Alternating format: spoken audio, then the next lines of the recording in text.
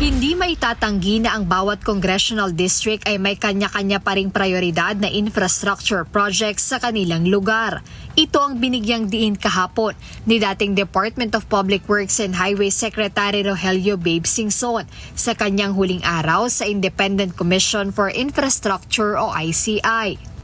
Each congressman, they have their own priority local projects. Alam naman natin yun, no? But I think this was the predecessor, no? Kaya nagkaroon ng pork barrel because precisely to give an allocation to each congressional district a certain amount, limit them to that amount, and allow them to choose projects within a certain menu of projects. Sa nasabing pagdinig, humarap sa komisyon ang ilang opisyal ng Department of Budget and Management sa pangunguna ni Acting Secretary Rolando Toledo, kung saan nabanggit ni former DPWH Secretary Singson na ang sistemang ginawa sa nakaraang budget ay ang eksaktong dahilan kung bakit nagkaroon ng issue sa pork barrel noon.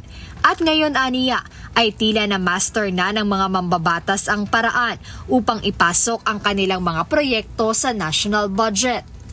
Now they have mastered the process of doing the insertions as early as the NEP and as early as the GAA. So hindi na siya tawag pork barrel. But to me, whatever you call it, it's still pork barrel.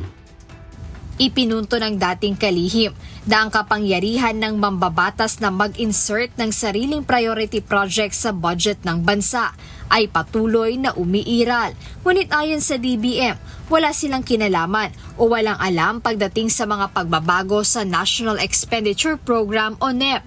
Dahil paliwanag ni DBM Acting Secretary Toledo, wala na sa kamay ng ahensya ang budget sa oras na ilipat nila ito sa Kongreso. Kaya para kay dating Secretary Singson, bakit hindi na lang magsumite ng proposed project ang mga lokal na pamahalaan sa NEP pa lamang o sa budget na isinusumite ng Pangulo sa Kongreso? Nang sa gayon ay masasala ito ng Regional Development Council at unti-unting maiayos ang paggamit ng pondo sa bawat proyekto at distrito sa bansa.